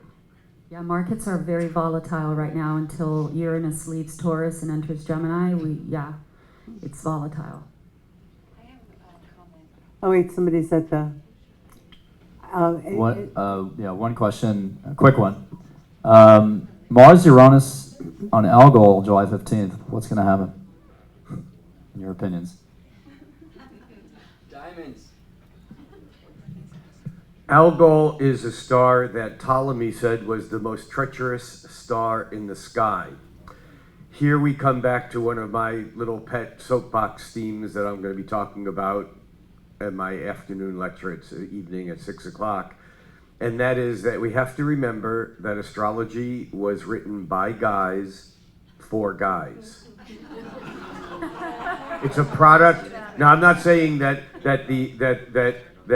females didn't have an intuitive sense of nature and the movement of the planet way before the guys measured it and made it into a science. However, Algol is the story. Algol, for those of you who don't know, is the star that's associated with beheading. It is the beheaded Medusa, and basically Medusa, as you may or may not, we know Medusa as the Gorgon who had snakes in her hair, and if you looked at her, you turned to stone. Well, surprise, Medusa was the first Me Too victim. Medusa basically was caught being raped by Neptune. And she was gorgeous, and she was a bit vain about her beautiful hair. But it was Athene, it was a temple of Athena, who basically came to the situation of seeing Neptune and Medusa in the process, and she couldn't punish the god Neptune because you don't do that, so she punished Medusa. There's nothing wrong with Algol unless, like Ptolemy and the patriarchy, you're suppressing femininity. That's the story. That Algol has an incredibly bad rap. You talk about Algol in a group of astrologers and everyone goes, but basically the feminine energy turns into Medusa when it's suppressed. It becomes horrific. And it was basically, Medusa's beheading that created that star, so it's associated with. Now, interestingly enough, I did a talk on this a while back. I'll make this very quick. And I just put it up on my YouTube channel, and it was about Nancy Pelosi and Donald Trump, who have a whole Algol connection. And I got an email from someone who said, I was 5 minutes into your talk, I thought you were talking about Al Gore. Yeah. So I did what any good astrologer does, and I went and I looked at Al Gore's chart. And Al Gore has Venus at 27 degrees of Taurus, exactly conjunct Algol. And it was the week that the Supreme Court ruled against the hanging Chads in Florida and gave that election to Bush. Transiting Saturn was conjuncting Algol and Gore's Venus. So. That doesn't answer your question about Mars. I was going to say, I think I'd like to add a discovery bit to that. Yeah, anyhow, that's my thoughts on it. Yeah, so, amazing. I think just a couple mythological things. Perseus cut her head off by Athena's Cheating. He instructions was cheating. to save his mother from the patriarchy. So read the myth, please, because that's a part that's often left out. His mother, Danae, right? He was the son of Jupiter. And I don't want to tell the whole story because we'll be here forever. But I have noticed some interesting things with Algol. I'm glad you asked and that you noticed. I'm not surprised that you have. We had eclipses on Antares and Algol during lockdown crazy. And I was seeing a lot of things around the heart. Right? Antares, the heart of the scorpion. And a lot of things about beheading. It wasn't necessarily that, but I saw kids and I couldn't see their faces because they were hidden in masks. And I thought that was a pretty interesting experience of Algol. I mean, Algol, interestingly, well, I'll say Randall Carlson, who I'm sure many of you know of, kind of rogue independent researcher, geologist, believes that the comet that came and struck the Earth and almost completely killed the human species so long ago came from that zone of the sky, and that's why Algol has a bad rap. Of that, I'm not sure. I will say in the magical tradition, Algol is known to be a really positive and powerful star to work with, and it might even be an election to look to. With Mars there, I'm not so sure, but Algol has a lot of Mars energy in it, and Algol is associated with a diamond. And so there's something actually just in that idea of pressure and diamond that's inherent in that star. So I'm also not answering your question besides saying, Hey, Brett. Hey, Brett. Is just one thing to add. The Republican National Convention is that day. It's on Trump's midheaven. That was the thing I was looking at, but I was just curious if there were. I'm probably missing something else in the research. But. No, I that would sounds see it more as a positive thing than something that's gonna like behead somebody. Well, I was gonna say, since I have a moon on Algol, that it's a binary star of two stars that one has the light that starts coming and then it dims, and then the other one. So there's almost like it looks like this is the light, this is it, this is the diamond, and then nope, and then the other binary star starts blinking, and it's a very inconsistent like way of doing it. So you could be thinking this is the light, it looks like it's blinking, and then nope, the other binary star. So to me, that could be like, oh, it looks like it's gonna be this person, and then no, it's not, and there's a deep kind of sacrificial kind of like, now you gotta be doing this, and now we're gonna have to all deal with Nikki Haley and cut her head off. But no, like I really feel that deeply though. There's more discovery with the Uranus aspect there of with James Webb right now, and something that could be something that forever we've always thought was this, but could be something else that was like, oh my gosh, this is really what this is out there. That's more of what I would predict. The election stuff this year to me is all a show. I think we're gonna realize it's a complete show. Yeah. Right. Like full blown, like people are gonna wake up. It's all a show. Wait, did you say show or scam? Both. I mean both. Yeah. Like the whole thing, and nobody's gonna be happy. So.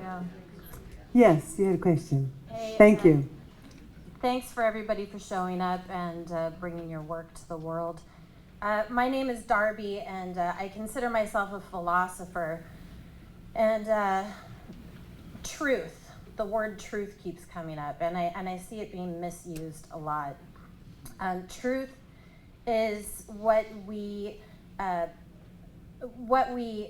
can gather from observing objective reality, right? So time, space, death, and we're also talking about an element of truth here, the planets, right? Which is why a lot of philosophers studied astrology and other things.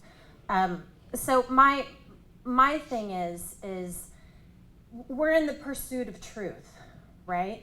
Like that's why we study the planets. That's why we're trying to discover, health remedies and flower essences, and we're trying to discover truth. And truth is discoverable in the natural world by objective reality. So the magician's card and you have a question in there somewhere? I just have to build up to the question really quick. Okay, It's quicker. a phenomenal question. Sounds very Putin. Like. But the magician's card is he's not. My truth is not on the table. The elements are. The elements that are ruled by laws. We're all ruled by laws. We're bound by them. Okay, And so I want to pose to the panel here. Truth is not subjective, it's objective. And do you see the conflict within the community of people observing truth as objective reality and people believing they can create their own truth? Which then it's like you are then validating and saying that everyone has a valid and equal truth. So you would have to validate the serial killer or the slave owner. You would have to validate everyone. Okay, so your question is? I'm posing it to the panel. Do they see a conflict? Because this is what we're all doing here. Okay, we're so seeking truth. Thank you. Thank you. Is truth Sagittarius or Gemini?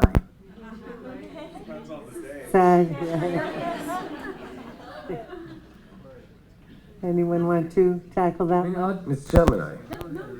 Well, when we talk about philosophy and truth, I think we need to consider, obviously there's lots of perspectives here, and this is not going to be answered, but Nietzsche talked about how in the correct use of the word nihilism, that truth, what we call truth with a capital T, God with a capital G, is like a top of the mountain, and that which is at the top of the mountain through its normal cycle, we might say Pluto, becomes devalued and goes to the bottom and works its way back up. That even the objective reality of truth might not be truth with a capital T, but be truth with a small letter t. And in fact, I look at the work of Rupert Sheldrake, who reminds us that what we call laws of nature are likely not laws, they're habits. And that's, I'm not going further down that particular rabbit hole, but it's a good question, and I don't think we can answer it. Right. I think it's a whole nother panel. Just something really quick, that if you have like a letter 6, or number 6, and you have two people standing on either side of it, one's going to see a 6 and one's going to see a 9. So it's all about where we're standing in our perspective. Mm-hmm. And it's true for both of them. It's like, no. But in its extremes, it does become problematic, like Darby said. Absolutely. It can, one person justify, killing as a truth, and yet we as a culture seem to do that all the time. Well, I think this one thing, if you look at I'm the theology person here, if you look at the universal principle that underlies all major religions and even pagan religions and Wicca, it is do as ye will, harm none. So love your neighbor as yourself.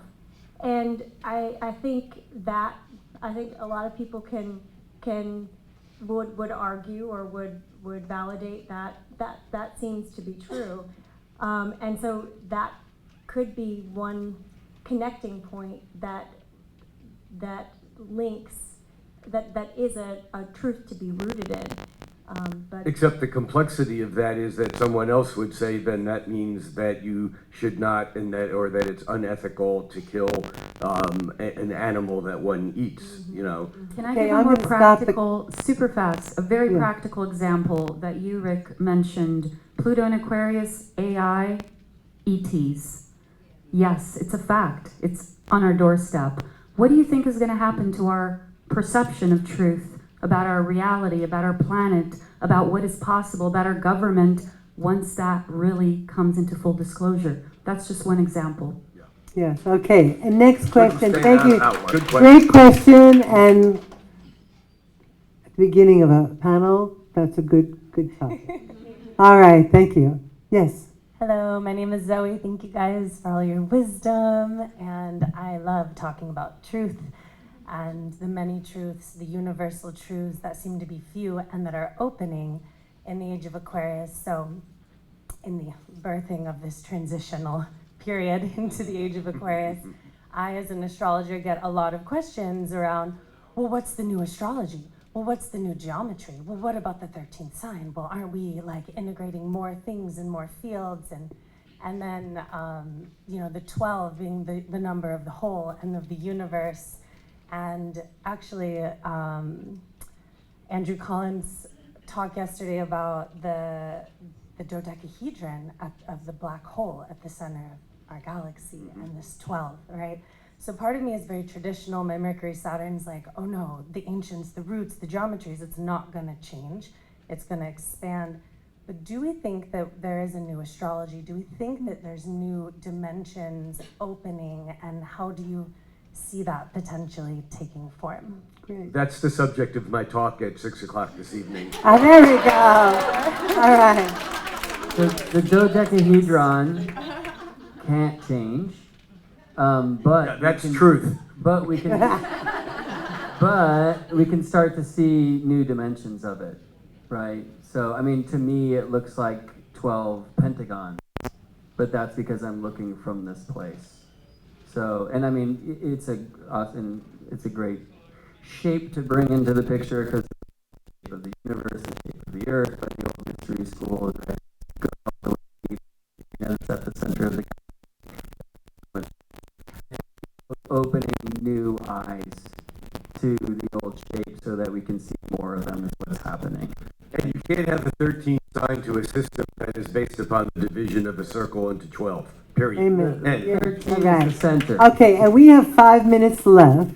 And so if you have a very quick question, good. Thank you so much, everyone.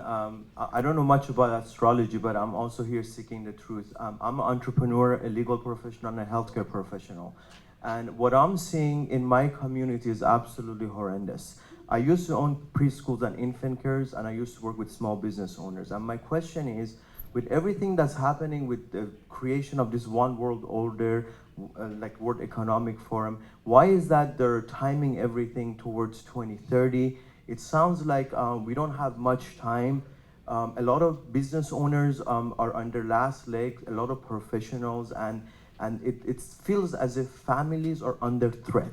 Like you use the word mom or dad, it's considered violent towards certain demographics, and it's, to me, it feels like war on middle class and families, and the sacredness of certain words like mom, dad. And I was wondering if you could shed some light in terms of how the powers that play use astrology and why they're timing this the way they are, and if you have any advice for the common person like me who doesn't know anything about astrology and is seeking the truth. Can I answer this one real quick? Okay, great. Thank you so much. I would just say that it's the illusion that they're using it.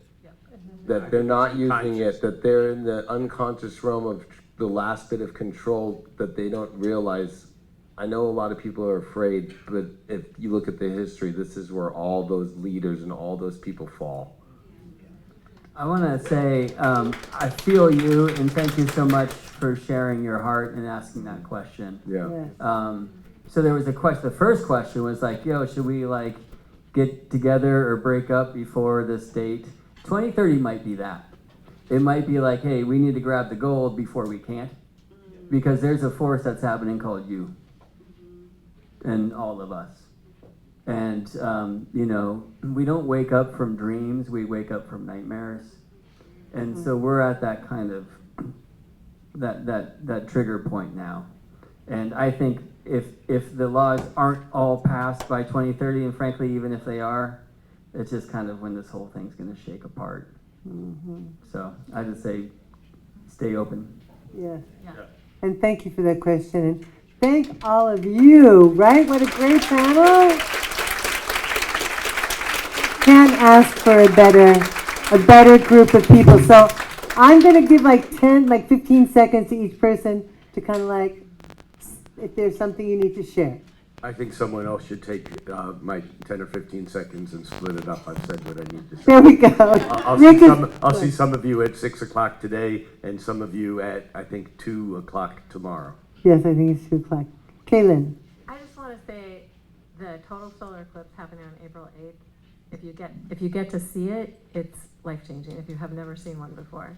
And some years ago, I came across this little quote I'm going to share. That's it. And it's from Tolkien. And he says, "All that is gold does not glitter. Not all who wander are lost.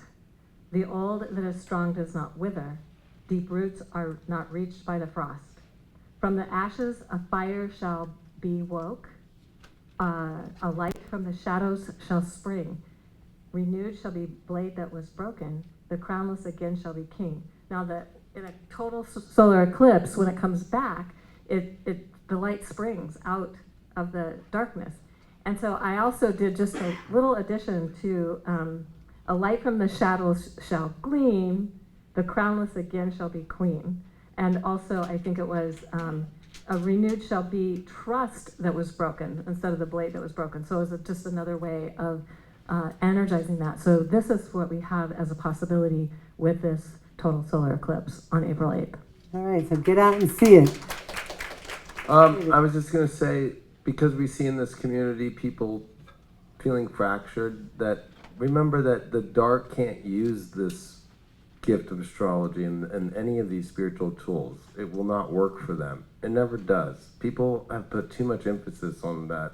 Oh, the dark's using astrology, and then anybody doing all these divination tools are part of the dark. It doesn't work for them. It backfires. It ruins their lives. It's not nice to fool Mother Nature. Yeah, exactly. So I think that we have to remember that. And then I think it was great, like with what Brett was saying. It's like, you know, like if somebody's maybe going down a path where they're feeling like, oh, this is dark, and they go somewhere, like they're gonna like keep the fire on when their eyes are open, but if they're asleep in it, let them figure it out, Yeah. So. Great. And David is going to be speaking. I'm after Rick in the same room after Yay. Rick at 8 p.m. So Great. I'm his warm-up act. Yep. Okay, right. And that's the Carmel room, and then tomorrow you are Tomorrow, at 5. I don't remember what. Post-conference at 5. I know, I remember all that. Okay, Rachel. So I think, I think the fact that I'm a professional astrologer did not hide it during my campaign, and I got elected into public office. Yes. I think that's where we're moving. And I, and so being able to be in the rooms with decision makers, and I'm serving on a policy committee for the entire state of California, and I think this is the pathway. More of you need to get involved and do what you can in your local communities, because that's where all change starts. And that's what we're gonna see as Pluto enters Aquarius. And then also just, every aspect of my campaign, with astrology, I worked with magic, I went canvassing with planetary hours. And so I think that there are so many ways that we can incorporate astrology into places where it has not been accepted. And so I'm really optimistic, and if anyone wants to find out how to do that or how to campaign using the techniques that I used, please feel free to reach out to me. I'm into mentoring spiritual leaders, so that's something that we really need more of. Yay, thank you. Gemini, because we do have another panel coming in. Okay, first of all, I love Rick Levine. Aww. Secondly, I will also be doing a talk. I'm after David, who's after Rick tomorrow. It's about realigning with celestial time, so to make sure that we don't lose the sun and the moon in our calendar and the days. And so come there and stay human with me. It's been a treat to be here, absolutely, and I love this idea of astrologers in office. One thing that I do, and I'll be doing it in March, is I lead tours in Washington, D.C. to show how D.C. is a star map in the art and the alignments. It's an amazing thing, and I hope that we can remember that technology and use it in a positive way, and I'm so glad to be surrounded by people who are doing just that. I will leave you with these words that we are entering into a new paradigm. That's the exciting news. So the future begins now, and I too work with mentoring the new leaders that are rising. This is an era for new leaders to rise. So my passion is to help you see that and step into it. So new paradigm from here on out. Thank you. All right. Shima, the Alpha and the Omega. Think cosmically, but act locally. It does no good at all to push your mind out to the outer edges unless you do something with it in your immediate environment. True. Yay, thank you. And thank you all for being here and for sharing this information with your friends so that we can continue to be bringing in a cosmological perspective to Conscious Life Expo and beyond. And let's take a photo, boys and girls. Something fun. Oh, and if you want to talk to anyone, any of our astrologers here, please do it out in the hallway, because we do have another panel happening, the Ascension panel.